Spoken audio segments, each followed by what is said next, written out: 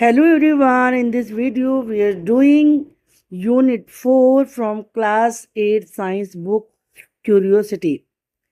The chapter is Electricity, Magnetic and Heating Effects. इसमें हम केवल इस चैप्टर के नोट्स डिस्कस करेंगे और हर टॉपिक को इसमें कवर करने की कोशिश करेंगे। तो चलिए शुरू करते हैं हम आज की वीडियो। जब हम इलेक्ट्रिसिटी के बारे में सोचते हैं तो हम ज़्यादातर यही फोकस करते हैं कि उससे या तो बल्ब जलते हैं या उससे हमारे जो डिवाइसेस होते हैं जैसे कि कूलर है, एसी है, ये सब चलते हैं। लेकिन इलेक्ट्रिसिटी के दो और बहुत ही इम्पोर्टेंट इफ़ेक्ट्स भी होते हैं जो कि हम देख भी सकते हैं और प्रैक्टिकल वेज में उन्हें यूज भी कर सकते हैं। वो क्या है कि इलेक्ट्रिसिटी मैग्नेटिक इफेक्ट को और साथ में हीट को प्रोड्यूस करती है। मैग्नेटिक इफेक्ट्स को तो शायद हम करके ही सब पढ़ के समझ पाएंगे, लेकिन हाँ हमें ये तो पता है कि हाँ हीट प्रोड्यूस करती है, क्योंकि तभी तो आयरनिंग की जाती है। डज एन इलेक्ट्रिक करंट है वह मैग्नेटिक इफेक्ट? क्या इलेक्ट्रिक करंट का मैग्नेटिक इफेक्ट होता है? इलेक्ट्रिक करंट जो कि किसी वायर में से फ्लो करता है उसमें कुछ इनविजिबल इफेक्ट होते हैं जिन्हें कि हम कुछ सिंपल टूल्स के द्वारा डिटेक्ट कर सकते हैं। जब हम कोई मैग्नेटिक कंपास एक ऐसे वायर के पास में रखते हो जिसमें से कि इलेक्ट्रिक करंट जा रहा है तो कुछ बड़ी इंटरेस्टिंग बात होती है।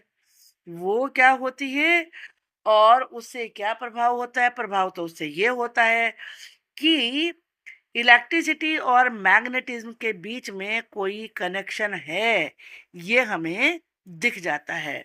लेकिन ये होता कैसे है, ये हमें अब पता चलेगा। मैग्नेटिक इफेक्ट की डिस्कवरी। जब कोई इलेक्ट्रिक करंट किसी वायर में से फ्लो करता है तो जो मैग्नेटिक कंपास की नीडल होती है वो अपनी ओरिजिनल नॉर्थ साउथ की डायरेक्शन से हट जाती है, डिफ्लेक्ट हो जाती है। और ये डिफ्लेक्शन ही तब होता है जब करंट जिस वायर में से चल रहा होता है, जा रहा होता है, या जो वायर करंट को कैरी कर रही होती है उसके चारों तरफ मैग्नेटिक फील्ड प्रोड्यूस हो जाता है। और जैसे ही हम करंट को अब सर्किट को ओपन कर देते हैं तो जो करंट है वो स्टॉप जाता है। ये आपने इलेक्ट्रिसिटी वाले चैप्टर में पढ़ा है कि अगर सर्किट कंप्लीट होता है तभी उसमें से करंट फ्लो होता है, लेकिन जैसे आप सर्किट को ओपन करेंगे तो उसमें से करंट बंद हो जाता है और जो कंपास नीडल है वो अपनी ओरिजिनल नॉर्थ साउथ की पोजीशन में लौट के आ जाती है, जिससे हमें क्या पता चलता है कि उसका मैग्नेटिक इफेक्ट अब गायब हो चुका होता है। और ये ऑब्जर्वेशन ये बात प्रूव कर देती है कि इलेक्ट्रिक करंट में मैग्नेटिक इफेक्ट होता है। जो रीजन मैग्नेट के चारों तरफ होता है या करंट जो वायर करंट को लेके जा रही है उस रीजन में होता है where magnetic effects can be felt, और जहां हम मैग्नेटिक इफेक्ट को एक तरीके से फील कर सकते हैं उसे ही मैग्नेटिक फील्ड कहते हैं। मैं सिंपल शब्दों में कहूँ कि जहां मैग्नेट के चारों तरफ या फिर जिस वायर में करंट है उस वो जो रीजन है जहाँ पे आप फील कर सकते हैं कि मैग्नेटिक इफेक्ट आ रहा है, वो सारा एरिया, वो सारा रीजन मैग्नेटिक फील्ड कहा जाता है। ये फील्ड एक्ट करता है नॉन मैग्नेटिक मटेरियल्स पर भी, just like how regular magnets work. जैसे कि मैग्नेट काम करती है ऐसा ही ये काम करता है। चलिए अब देखते हैं कि इसकी हिस्टोरिकल बैकग्राउंड क्या है। जो इलेक्ट्रिसिटी और मैग्नेटिज्म के बीच में कनेक्शन है उसे सबसे पहले डिस्कवर किया गया था डेनिश साइंटिस्ट हैंस क्रिश्चियन ऑरेस्टन के द्वारा 1820 में। वो क्लासरूम में डिमोन्स्ट्रेशन दे रहे थे, तो उन्होंने क्या नोटिस किया कि जब भी वो इलेक्ट्रिकल सर्किट को या तो क्लोज करते हैं या ओपन करते हैं, तो जो पास में रखी हुई मैग्नेटिक कंपास की नीडल है वो हिलने लगती है। ये बाय चांस हुई हुई डिस्कवरी थी, जिसकी बाद फिर बड़े सिस्टमैटिक तरीके से इन्वेस्टिगेशन होने लगी, ये पता लगाने के लिए कि इलेक्ट्रिसिटी और मैग्नेटिज्म में क्या रिलेशनशिप है। ये जो ओरेस्टेड की डिस्कवरी थी, ये एक रिवॉल्यूशन था, एक बड़ा चेंज था, क्योंकि इससे ये पता चला कि इलेक्ट्रिसिटी और मैग्नेटिज्म कोई अलग अलग सेपरेट चीजें नहीं है, अलग अलग घटनाएं नहीं है, बल्कि ये आपस में लिंक्ड हैं। इस डिस्कवरी ने नई नई पॉसिबिलिटीज के दरवाजे ओपन किए कि इलेक्ट्रिसिटी को प्रैक्टिकल एप्लीकेशंस में करने के लिए कैसे कैसे यूज किया जा सकता है। अब चलिए हम देखते हैं मैग्नेटिक इफेक्ट की प्रॉपर्टीज क्या होती हैं, यानी कि उसके मेन कैरेक्टरिस्टिक्स क्या होते हैं। मैग्नेटिक फील्ड केवल तभी बनता है जब करंट किसी कंडक्टर में से फ्लो करता है, मतलब चाहे वो कॉपर हो, आयरन हो, वाटर हो, तभी वहीं पे मैग्नेटिक फील्ड बनेगा। और ये फील्ड तुरंत ही गायब हो जाता है जैसे ही करंट रुकता है। Magnetic field non magnetic material में भी पास हो सकता है। सबसे मजेदार बात तो यही थी। मैग्नेटिक फील्ड की जो ताकत है वो इस चीज पे डिपेंड करती है कि करंट का अमाउंट कितना फ्लो हो रहा है। अब इसके प्रैक्टिकल एप्लीकेशन क्या थे। इसे इलेक्ट्रोमैग्नेट्स में यूज किया जाता है। किस चीज के लिए? जो हैवी मेटल की चीजें होती हैं उनको उठाने के लिए। Form the working principle of electric bells. जो इलेक्ट्रिक बेल्स होती हैं, बजर्स होते हैं, उनमें काम करता है ये। और जो इलेक्ट्रिक मोटर्स होते हैं, जनरेटर्स होते हैं, उनका ये बहुत ही बड़ा कंपोनेंट है। और इसे लाउड स्पीकर में भी यूज किया जाता है कि जो इलेक्ट्रिक सिग्नल होते हैं वो साउंड में बदलते हैं। अब आप समझ सकते हैं कि लाउड स्पीकर काम कैसे करता है, और जो स्पीकर होते हैं उनमें भी आपका ये इलेक्ट्रिक मैग्नेटिज्म ही काम करता है। चलिए अब देखते हैं इलेक्ट्रोमैग्नेट्स। इलेक्ट्रोमैग्नेट क्रिएट कैसे होती है? जब हम किसी इंसुलेटेड वायर को किसी आयरन कोर के चारों तरफ रैप करते हैं और इलेक्ट्रिक करंट उसके कॉइल में से, उसके घुमाव में से पास कर देते हैं, तो इलेक्ट्रोमैग्नेट क्रिएट होती है। ये डिवाइस मैग्नेटिक इफेक्ट जो भी इलेक्ट्रिक करंट का होता है, मैग्नेटिक आयरन की जो मैग्नेटिक प्रॉपर्टीज होती हैं उसके साथ मिल जाता है। कौन किसके साथ मिलता है मैं दोबारा से फिर आपको बता देती हूँ। जो इलेक्ट्रिक करंट का मैग्नेटिक इफेक्ट है, और जो आयरन आयरन भी आप जानते हैं ना, उससे भी मैग्नेट तैयार होती है, जो उसकी मैग्नेटिक प्रॉपर्टीज होती हैं वो दोनों कंबाइन हो जाती हैं to create a controllable magnet, making an electromagnet. उसे कैसे बनाया जाएगा? इलेक्ट्रोमैग्नेट बनाने के लिए हमें क्या क्या चाहिए? इंसुलेटेड वायर का टुकड़ा चाहिए, आयरन नेल लोहे की कील या रोड चाहिए, और जैसे कि कोई बैटरी होती है उस प्रकार का इलेक्ट्रिक करंट का सोर्स चाहिए। हम वायर को टाइटली आयरन जो रोड है उसके चारों तरफ इसे लपेट देते हैं in the form of A coil, coil के रूप में, और ये श्योर करते हैं कि जो भी इसके टर्न्स है, जो भी घुमाव आ रहे हैं वो पास पास आए और साथ में वो यूनिफॉर्म बिल्कुल एक जैसे हों। जब हम वायर के सिरों को कनेक्ट करते हैं किसी बैटरी से, तो इलेक्ट्रिक करंट बनेगा। इलेक्ट्रिक करंट फ्लो करेगा कॉइल में से, और ये करंट मैग्नेटिक फील्ड अपने वायर के हर एक टर्न पे क्रिएट करेगा।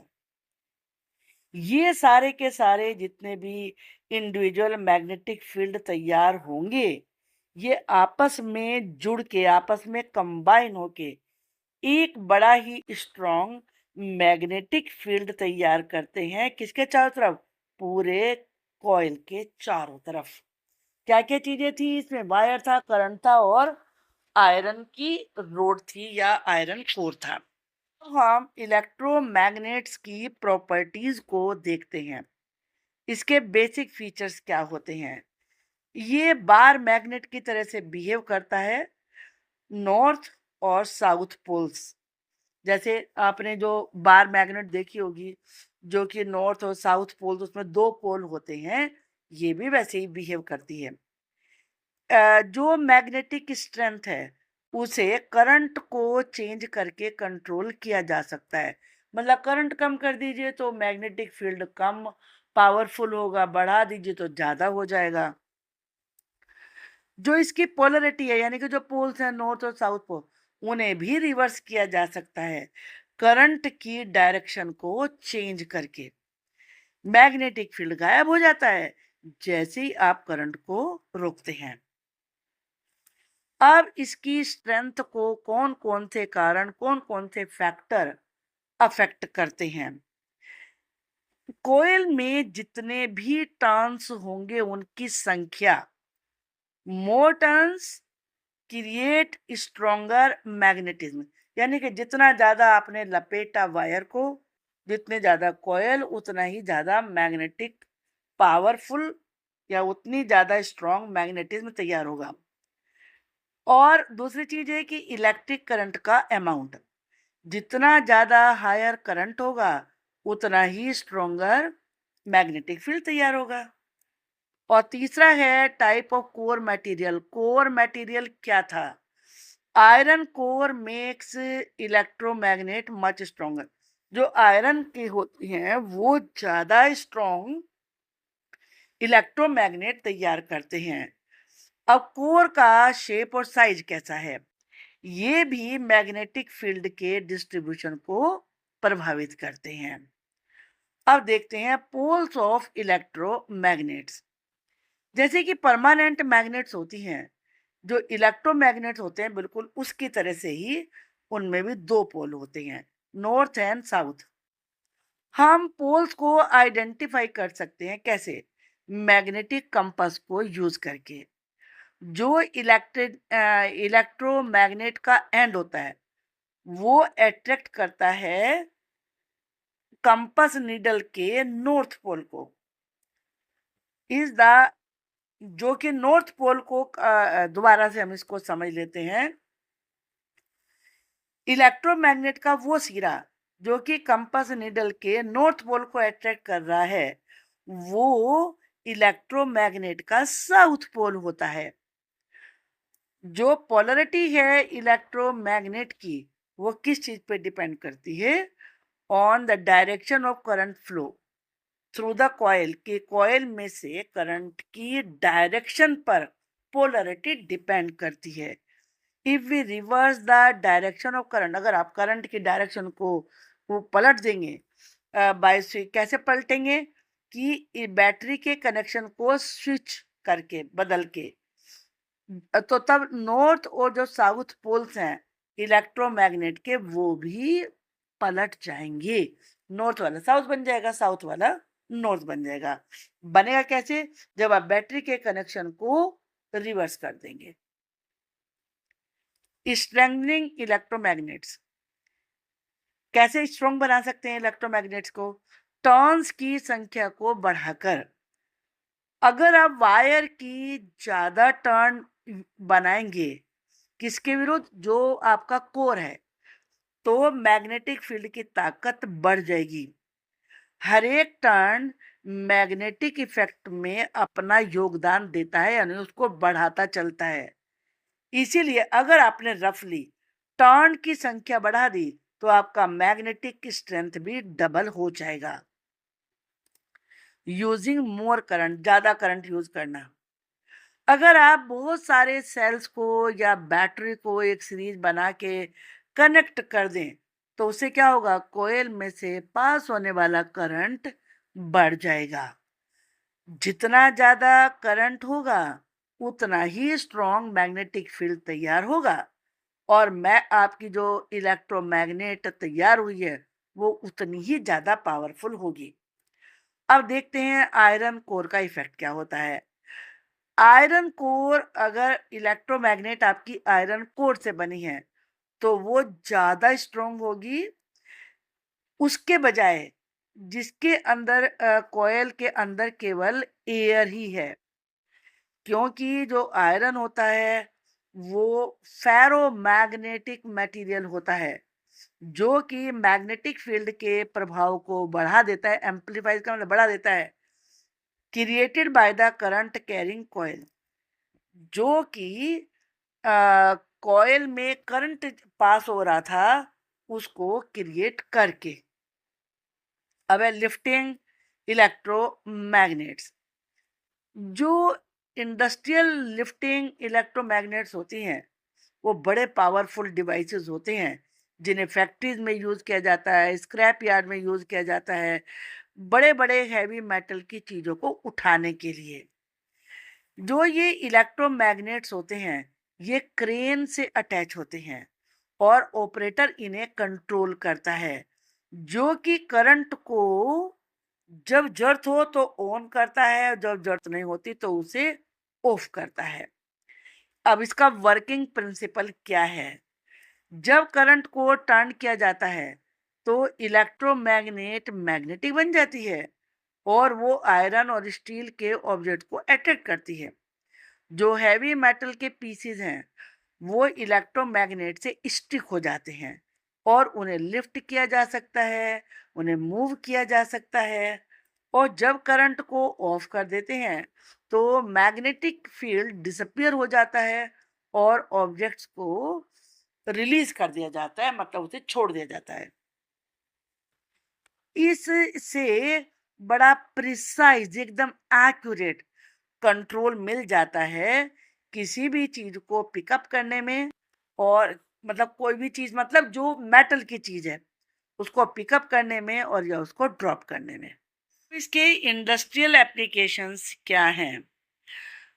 रिसाइकलिंग यार्ड्स में स्क्रैप मेटल को हटाना और स्टील प्लेट्स को फैक्ट्रीज में लोड करना, अनलोड करना, और जो डिफरेंट प्रकार के मेटल्स हैं उन्हें सोर्ट करना, छांटना, और जो भी हैवी मैग्नेटिक मटेरियल्स हैं सेफली उन्हें हैंडल करना। अब हम पढ़ते हैं अर्थ के मैग्नेटिक फील्ड के बारे में। हमारी ये प्लैनेट अर्थ भी एक बहुत बड़ी मैग्नेट की तरह से काम करती है, क्योंकि जो इसके अंदर आयरन को लिक्विड फॉर्म में है उसमें से इलेक्ट्रिक करंट फ्लो होता है उसकी वजह से। अब ये जो करंट्स हैं ये क्रिएट किए जाते हैं किसके द्वारा, अर्थ के अंदर जो मोल्टन पिघला हुआ आयरन है बहुत गहराई में उसके मूवमेंट की वजह से। कोई भी मोल्टन चीज है लिक्विड फॉर्म में तो वो तो हिलेगी, मूवमेंट उसमें होगा ही। मैग्नेटिक फील्ड हेल्प करता है कंपास की नीडल को नॉर्थ और साउथ में पॉइंट करने में, और इस प्रकार हमें जो भी स्पेस में हार्मफुल पार्टिकल्स हैं उनसे हमें प्रोटेक्ट करती है। बहुत सारे एनिमल्स ऐसे हैं जैसे कि माइग्रेटरी बर्ड जो एक जगह से दूसरी जगह जाती हैं, फिश हैं, सी टर्टल्स हैं, ये नेविगेशन के लिए अर्थ के मैग्नेटिक फील्ड को यूज करते हैं। जब ये लंबी लंबी जर्नी करते हैं एक कॉन्टिनेंट से दूसरे ओशन तक या कॉन्टिनेंट तक, तो तब ये मैग्नेटिक फील्ड से ही गाइडेड होते हैं। क्या करंट जाने वाले वायर हॉट हो जाते हैं। जब भी इलेक्ट्रिक करंट फ्लो करता है किसी भी कंडक्टर से, चाहे वो वाटर हो, आयरन हो, कॉपर हो, तो वायर को रेजिस्टेंस को फेस करना पड़ता है करंट के फ्लो को, और यही रेजिस्टेंस थोड़ी सी इलेक्ट्रिकल एनर्जी को हीट एनर्जी में कन्वर्ट कर देता है, जिसकी वजह से वायर वार्म हो जाती है। बात समझ में आ गया ना, कि जो वायर करंट को लेके जा रही है, जब उसमें से करंट फ्लो होता है तो वो वायर कुछ रेजिस्टेंस प्रोड्यूस करता है, और इसी वजह से वायर गर्म होती है। यही जो फेनोमेना है, इसे ही कहा जाता है इलेक्ट्रिक करंट का हीटिंग इफेक्ट। अब चलिए हीटिंग इफेक्ट के बारे में हम समझते हैं। अलग अलग मटेरियल्स होते हैं, तो उनमें इलेक्ट्रिक करंट के प्रति रेजिस्टेंस का अमाउंट भी अलग अलग होता है। वो मटेरियल्स जिनमें हाई रेजिस्टेंस होता है, वो ज्यादा इलेक्ट्रिकल एनर्जी प्रोड्यूस करते हैं हीट एनर्जी के रूप में, जैसे कि निक्रोम वायर। अब निक्रोम वायर क्या होती है? ये निकल और क्रोमियम से बना हुआ वायर होता है। इसमें बहुत ज्यादा हायर रेजिस्टेंस होती है कॉपर वायर के बजाय, चाहे वो सेम थिकनेस का हो, सेम लंबाई का हो, लेकिन उसमें रेजिस्टेंस ज्यादा होती है, तो वो गर्म भी ज्यादा होता है, हीट भी ज्यादा प्रोड्यूस करता है। फैक्टर्स अफेक्टिंग हीट जनरेशन को कौन कौन से फैक्टर प्रभावित करते हैं? नंबर 1 है मटेरियल ऑफ द कंडक्टर। अभी जैसे हमने पढ़ा कि जो डिफरेंट मटेरियल्स हैं उनकी डिफरेंट रेजिस्टेंस होती है, जितनी ज्यादा रेजिस्टेंस होगी उतनी ज्यादा ही हीट प्रोड्यूस होगी। नेक्स्ट है thickness of the wire, wire की मोटाई। जो थिनर वायर्स होते हैं, पतले वायर होते हैं, उनमें हायर रेजिस्टेंस होती है। इसीलिए आपने देखा होगा कि जो बड़े बड़े जैसे एसी है, फ्रिज है, या इलेक्ट्रिक आयरन है, उसमें मोटी वायर लगाई जाती है, पतली वायर नहीं लगाई जाती, क्योंकि उसकी रेजिस्टेंस ज्यादा होगी तो वो वायर में आग लग जाएगी। Length of the wire, wire की लंबाई कितनी है? Longer wires have higher resistance, जो लंबी वायर होती हैं उनमें रेजिस्टेंस भी ज्यादा होती है। अमाउंट ऑफ करंट फ्लोइंग, कितना ज्यादा करंट फ्लो हो रहा है, ये भी मैटर करता है। मोर करंट प्रोड्यूसेस मोर हीट, अगर ज्यादा करंट फ्लो हो रहा है तो ज्यादा हीट प्रोड्यूस होगी। दूसरा है ड्यूरेशन ऑफ करंट फ्लो, यानी कि करंट के फ्लो को वो कितनी देर चला, यानी कितनी देर उसमें से करंट फ्लो होता रहा। जैसे होते हैं ना, कुछ चीजें लगातार जलती रहे जलती रहे जलती रहे, तो वो जल जाता है स्विच भी। Longer time produces more total heat, ज्यादा समय तक अगर करंट फ्लो होगा तो ज्यादा हीट प्रोड्यूस होगी। डिमोन्स्ट्रेशन विद निक्रोम वायर, चलिए देखते हैं। Nichrome wire is commonly used to demonstrate heating effect, ज्यादातर निक्रोम वायर को ही प्रोड्यूस किया जाता है हीटिंग इफेक्ट को दिखाने के लिए। क्यों? Because it has high resistance, में हाई रेजिस्टेंस होती है, ये जल्दी से हीट्स अप होता है। और जब हम निक्रोम वायर के किसी पीस को कनेक्ट करते हैं बैटरी से, और उसमें से करंट के फ्लो को अलाउ करते हैं केवल 30 सेकंड्स के लिए भी, तो वायर इतना गर्म हो जाता है कि हम टच करने पे फील कर सकते हैं केवल 30 सेकंड में। अगर हम ज्यादा बैटरी यूज करेंगे करंट को बढ़ाने के लिए, तो wire even heats up even more for the same duration, तो इतनी ही ड्यूरेशन में 30 सेकेंड्स में ज्यादा गर्म होगा। इससे क्या पता चलता है कि जो हीट जनरेशन है वो इलेक्ट्रिक करंट के मैग्नीट्यूड पर डिपेंड करता है, जो कि कंडक्टर में से फ्लो होता है। और सेफ्टी कंसिडरेशन, हमें क्या सेफ्टी रखनी चाहिए जब भी हम हीटिंग इफेक्ट एक्सपेरिमेंट से पर वर्क कर रहे हो? तो ये बड़ा इंपॉर्टेंट होता है कि हम प्रॉपर सेफ्टी प्रिकॉशंस को अपनाएं। तो ये क्या है? कभी भी जो हीटेड वायर हैं एक्सटेंडेड पीरियड का मतलब लंबे समय तक टच ना करें, कभी भी नहीं।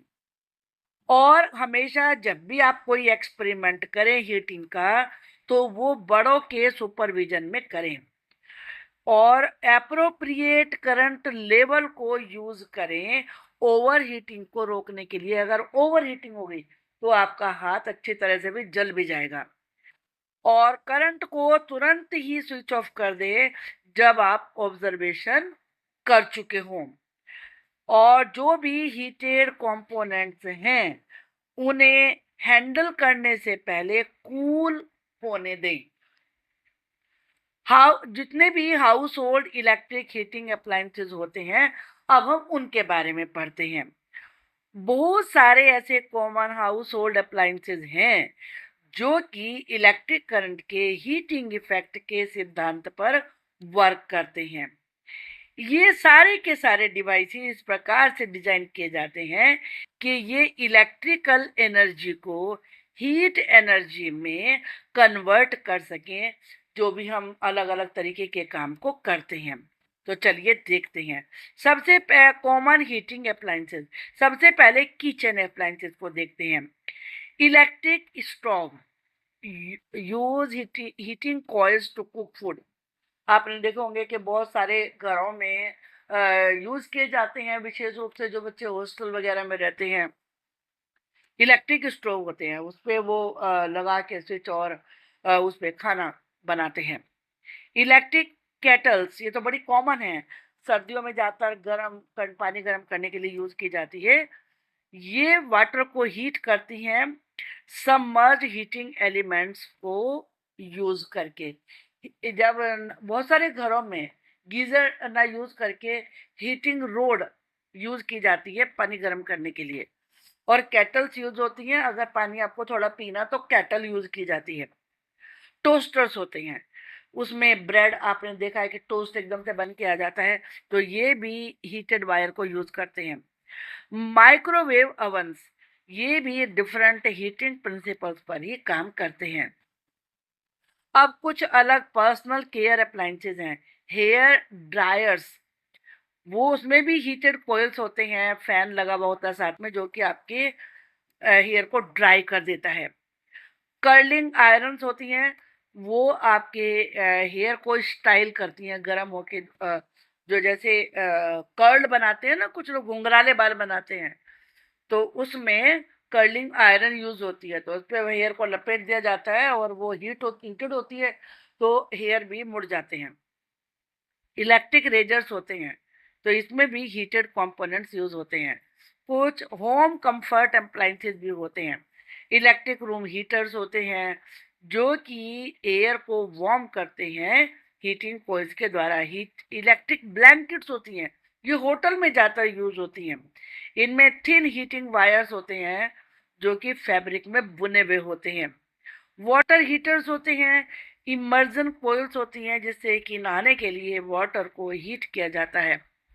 फिर है क्लोथिंग केयर। इलेक्ट्रिक आयरन होती है, बिजली की प्रेस, जिसमें कि हीटेड मेटल प्लेट्स होती हैं जो कि रिंकल्स को हटा देते हैं। प्रेस इसलिए तो करते हैं ना कि कपड़ों में जो भी रिंकल्स हैं, सलवटें हैं, वो दूर हो जाएं। और क्लोथ ड्रायर्स होते हैं, कपड़े सूखते हैं, तो उसमें भी हीटेड एयर आती है जो कि मॉइस्चर को रिमूव कर देती है। हीटिंग एलिमेंट्स, बहुत सारे जो इलेक्ट्रिक हीटिंग अप्लायंसेस होते हैं उनमें हीटिंग एलिमेंट लगा हुआ होता है, जो कि आमतौर पे या तो कोयल होता है या फिर रोड होती है, और इसमें हाई रेजिस्टेंस मटेरियल यूज किया हुआ होता है। कुछ अप्लायंसेस में एलिमेंट दिखता है जैसे कि हीटर होता है, और या उसमें आपको रेड कलर का दिखता है वायर पूरा, तो वो एलिमेंट होता है। ग्लो रेड होट, वो जब ग्लो करता है तो बिल्कुल रेड कलर का हो जाता है। रूम हीटर होते हैं, बहुत सारे घरों में जलाते हैं, या हीटर यूज करते हैं खाना बनाने के लिए भी, तो उसमें से एक करंट फ्लो होता है और वो रेड कलर का हो जाता है। अब बहुत सारे प्रकार के हीटिंग एलिमेंट्स होते हैं, चलिए उनके प्रकार को पढ़ते हैं। कोइल्ड वायर एलिमेंट्स होते हैं जिसमें लपेटा हुआ होता है, ये हमें दिखते हैं ग्लो होते हुए जब इन्हें हीट किया जाता है। फ्लैट रिबन एलिमेंट्स होते हैं जो टोस्टर में और कुछ हीटर्स में यूज होते हैं, इमर्जन एलिमेंट्स होते हैं जो कि डायरेक्टली वाटर में रख दिए जाते हैं। जैसे मैंने बताया ना, रोड होती है, आयरन रोड पानी गर्म करने के लिए यूज होती है, इमर्जिंग रोड बोलते हैं उसे। कुछ एंक्लोज एलिमेंट्स भी होते हैं, यानी कि बंद होते हैं वो, जो कि हीट को ट्रांसफर करते हैं मेटल के सरफेस से। अब यहाँ पर है एडवांटेजेस ऑफ इलेक्ट्रिक हीटिंग। अब एनवायरमेंटल बेनिफिट्स हैं, एनवायरमेंट के लिए धुआं नहीं होता भाई, और कोई भी डायरेक्ट एमिशन नहीं होता, ना स्मोक का ना हार्मफुल गैसेस का, और रिन्यूएबल सोर्सेज से भी इलेक्ट्रिसिटी को यूज किया जा सकता है, जैसे सोलर एनर्जी है, विंड एनर्जी है।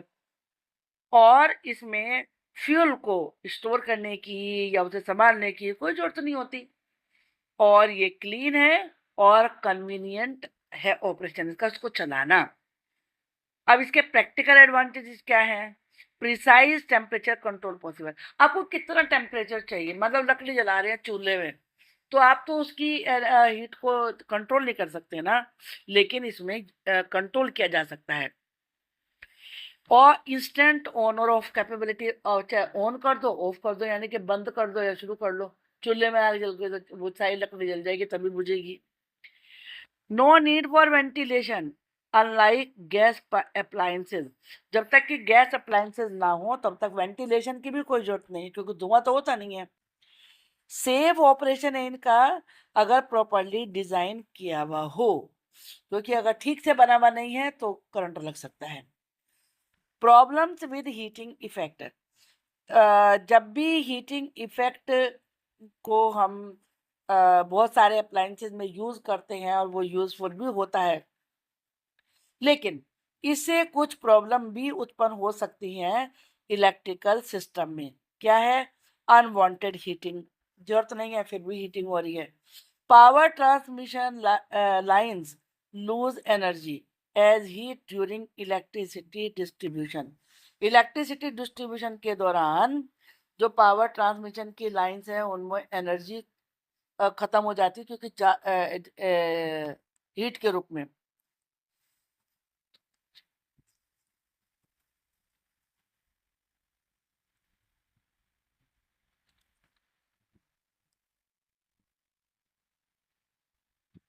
इलेक्ट्रिसिटी डिस्ट्रीब्यूशन के दौरान जो पावर ट्रांसमिशन लाइंस होती हैं वो हीट के रूप में एनर्जी को लूज करती हैं। जो इलेक्ट्रॉनिक डिवाइसेस हैं वो या तो ज़्यादा गर्म हो सकते हैं या उनकी फंक्शनिंग भी कई बार खराब हो जाती है, तभी कहते हैं करंट लग गया। और जो एक्सेसिव हीटिंग होती है, यानी कि कोई चीज़ बहुत ज़्यादा गर्म हो गई, तो वो जो वायर में इंसुलेशन होता है उसी को खराब कर देती है, डैमेज कर सकती है। और इसीलिए कितनी बार फायर हैजार्ड्स होते हैं, आपने शॉर्ट सर्किट सुना होगा, शॉर्ट सर्किट से आग लग गई, क्योंकि जब इलेक्ट्रिकल सिस्टम पे ओवरलोडिंग हो जाती है, आपने ज़्यादा वहाँ पर सोर्सेज लगा दिए जो कि बिजली को, इलेक्ट्रिसिटी सप्लाई को यूज कर रहे हैं, तो आग लग जाती है। अब प्रिवेंशन के तरीके क्या हैं? उसका सबसे बढ़िया तरीका यही है कि जो अच्छे तरह के वायर हों, प्लग हों, सॉकेट्स हों, उन्हीं को यूज करिए। और सेफ्टी डिवाइसेस भी, जैसे सर्किट ब्रेकर, फ्यूजेस, वो जरूर लगाइए। और इलेक्ट्रिकल कनेक्शंस की रेगुलरली, नियमित रूप पर, समय समय पर मेंटेनेंस भी करवाइए। और जहाँ पर हीट जनरेट हो रही है, हीट जनरेटिंग अप्लायंसेज है, वहां पर सही प्रकार का वेंटिलेशन होना चाहिए। Industrial applications of heating effect. अब हीटिंग इफेक्ट को इंडस्ट्री में कैसे यूज किया जाता है? हाउस होल्ड यूज के अलावा जो इलेक्ट्रिक करंट का हीटिंग इफेक्ट है, वो उसके बहुत सारे इंडस्ट्रियल यूजेस भी हैं, जो कि मैन्युफैक्चरिंग के लिए या प्रोसेसिंग के लिए बहुत जरूरी होते हैं, क्रूशल होते हैं। सबसे पहले पढ़ेंगे स्टील मैन्युफैक्चरिंग के बारे में। जो स्टील बनाने वाली इंडस्ट्रीज होती हैं, स्पेशली उन्हें डिजाइन ही इस प्रकार से किया जाता है कि उनमें हाई टेम्परेचर इलेक्ट्रिक भट्टियां होती हैं, जो कि मेल्ट करती हैं और स्टील के स्क्रैप को रिसाइकल करती हैं। ये फर्नेसेस इलेक्ट्रिक करंट की बहुत बहुत सारी मात्रा को यूज करती हैं एक्सट्रीम हीट जनरेट करने के लिए। क्यों? क्योंकि स्टील को मेल्ट करने के लिए जरूरत होती है, कम पे तो पिघलेगा नहीं वो, और फिर उसे यूजेबल प्रोडक्ट में कन्वर्ट करने के लिए। चलिए अब जानते हैं कि इलेक्ट्रिक आर्क फर्नेसेस क्या होती हैं। इनमें इंटेंस हीट को जनरेट करने के लिए इलेक्ट्रोड्स के बीच में इलेक्ट्रिक आर्क को यूज किया जाता है। इनमें टेम्परेचर 3000 डिग्री सेल्सियस से ज़्यादा भी पहुंच सकता है, और ये रिसाइकलिंग स्क्रैप स्टील के लिए यूज की जाती हैं ताकि न्यू स्टील प्रोडक्ट्स बनाए जा सके, और ये एनवायरमेंटली फ्रेंडली होती हैं दूसरे ट्रेडिशनल मेथड्स के बजाय, ज़्यादा एनवायरमेंट फ्रेंडली होती हैं। इनके फायदे क्या हैं? Precise temperature control for different steel grades. अलग अलग ग्रेड की स्टील बनानी है तो टेम्परेचर कंट्रोल किया जा सकता है बिल्कुल एक्यूरेटली, और इन्हें जब भी जरूरत हो आप जल्दी से स्टार्ट कर सकते हैं, स्टॉप कर सकते हैं। और ये बहुत ही कम एमिशन प्रोड्यूस करती हैं इन कंपैरिजन जो कोयले से चलने वाली भट्टियां होती हैं, और ये रिसाइकल मटेरियल्स को अच्छे तरीके से यूज भी कर सकती हैं। How does a battery generate electricity? अब हम जानेंगे कि बैटरी इलेक्ट्रिसिटी कैसे जनरेट करती है। जो बैटरीज हैं, सेल्स हैं, वो पोर्टेबल सोर्सेज होते हैं इलेक्ट्रिकल एनर्जी के, जो कि केमिकल रिएक्शन पर काम करते हैं। अब ये समझना कि इलेक्ट्रिसिटी ये किस प्रकार से जनरेट करते हैं, वो हमारी इस चीज़ को अप्रिशिएट करने में हेल्प कर सकता है कि क्यों डिफरेंट टाइप्स यूज़ किए जाते हैं डिफरेंट एप्लीकेशंस के लिए। पहले बोलते हैं वोल्टेइक सेल। जो वोल्टेइक सेल होते हैं, जिन्हें कि गैल्वेनिक सेल भी कहा जाता है, ये इलेक्ट्रिक सेल्स का सबसे पुराना रूप जो भी और मतलब earliest types of electric cell थे उनमें से एक है ये। इसमें दो डिफरेंट मेटल प्लेट्स होती हैं, इलेक्ट्रोड्स, और पार्शियली इन्हें किसी लिक्विड यानी कि इलेक्ट्रोलाइट में इमर्ज डुबाया जाता है, जो कि किसी ग्लास में या प्लास्टिक कंटेनर में होता है। बेसिक कंपोनेंट्स क्या हैं? टू इलेक्ट्रोड्स जो कि अलग अलग मेटल के बने हुए हों, जो लिक्विड इलेक्ट्रोलाइट है, यूजुअली ये वीक एसिड होता है या सॉल्ट सॉल्यूशन होता है, और कंटेनर चाहिए होता है इलेक्ट्रोलाइट को रखने के लिए और इलेक्ट्रोड्स को सपोर्ट करने के लिए, और एक्सटर्नल सर्किट होता है, चाहिए होता है इलेक्ट्रिक करंट को फ्लो करने देने के लिए। इसका वर्किंग प्रिंसिपल्स क्या है? केमिकल रिएक्शंस होते हैं इलेक्ट्रोड्स के बीच में और इलेक्ट्रोलाइट के बीच में, जिसकी वजह से जो एक इलेक्ट्रोड है वो पॉजिटिवली चार्ज हो जाता है और दूसरा निगेटिवली चार्ज हो जाता है। जब एक्सटर्नल सर्किट को से कनेक्ट किया जाता है तो इलेक्ट्रिक करंट पॉजिटिव टर्मिनल से फ्लो करता है सर्किट में से निगेटिव टर्मिनल तक। अब चलिए हम पढ़ते हैं हिस्टोरिकल डिस्कवरी के बारे में। जो फर्स्ट बैटरी का इन्वेंशन हुआ था वो two Italian scientist Luigi Galvani और एलेसेंड्रो वोल्टा के द्वारा 1700 में किया गया था। Galvani's observation. गैल्वेनी ने नोटिस किया कि एक डेड फ्रॉग की लेग किक कर रही थी जब उसे साइमल्टेनियसली दो डिफरेंट मेटल्स के बीच में टच किया जाता था, कॉपर और आयरन। पहले तो उसने सोचा कि इलेक्ट्रिसिटी फ्रॉग के अंदर से आ रही है। वोल्टाज एक्सपेरिमेंट। अब वोल्टा ने क्या किया? वोल्टा की अलग थ्योरी थी, उसने इसे टेस्ट किया सॉल्ट वाटर को socked paper instead of the frog leg. Frog की लेग के बजाय सॉल्ट वाटर में भीगे हुए पेपर से उसे अभी भी इलेक्ट्रिक करंट लगा, जिससे ये प्रूव हो गया कि इलेक्ट्रिसिटी दो डिफरेंट मेटल के और लिक्विड के कॉम्बिनेशन से आ रही थी, नॉट फ्रॉम बायोलॉजिकल सोर्सेस। इस डिस्कवरी से पहली बैटरी का इन्वेंशन हुआ और साथ में साइंटिफिक फाउंडेशन को एस्टेब्लिश कर दिया कि आने वाली आगे की जो बैटरियां हैं वो इससे ही डेवलप होंगी। One electrode combinations, different metal combinations अलग अलग इलेक्ट्रिकल एनर्जी प्रोड्यूस करते हैं। पॉजिटिव इलेक्ट्रोड कॉपर और नेगेटिव इलेक्ट्रोड जिंक, ये इनका यूज क्या होता है, एजुकेशनल डिमोन्स्ट्रेशंस में यूज होता है। सिल्वर जिंक ये हाई परफॉर्मेंस सेल्स में यूज होते हैं। कॉपर और एल्यूमिनियम सिंपल एक्सपेरिमेंट्स में। लेड एंड कॉपर कुछ बैटरी टाइप्स में। Copper and iron lemon cell experiment में यूज होते हैं। अब ड्राई सेल क्या होते हैं?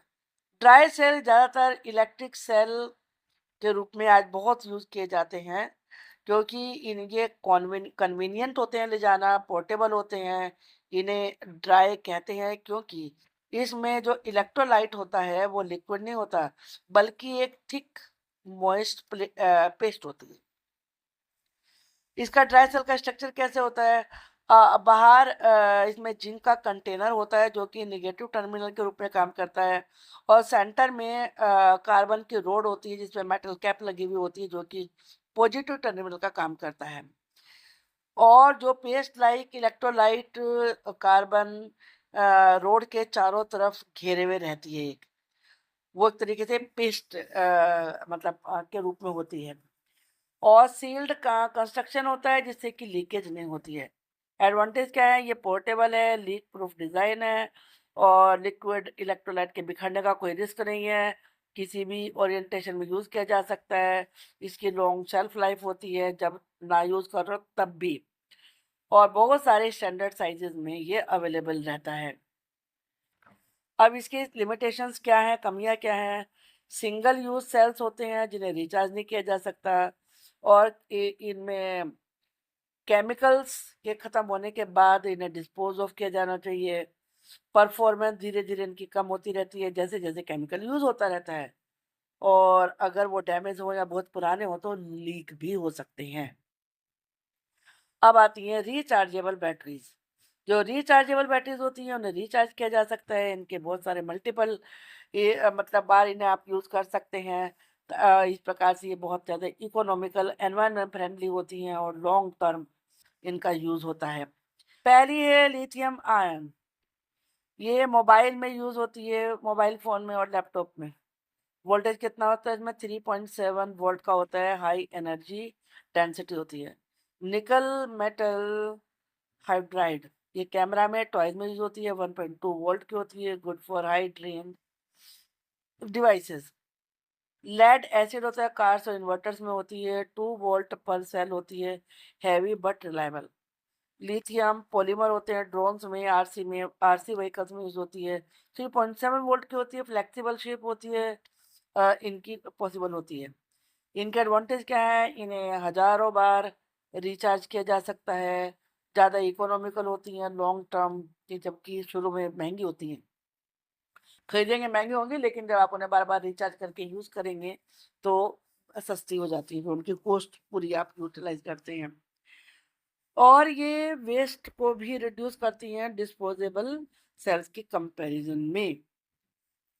और ये डिफरेंट एप्लीकेशन के लिए अलग अलग साइज में अवेलेबल होती हैं। और आखिरकार इनकी लिमिटेशन क्या है? मैनी चार्ज साइकिल्स के बाद ये वेयर आउट हो जाती हैं, खराब हो जाती हैं, मतलब अब वो चार्ज ही नहीं होती हैं।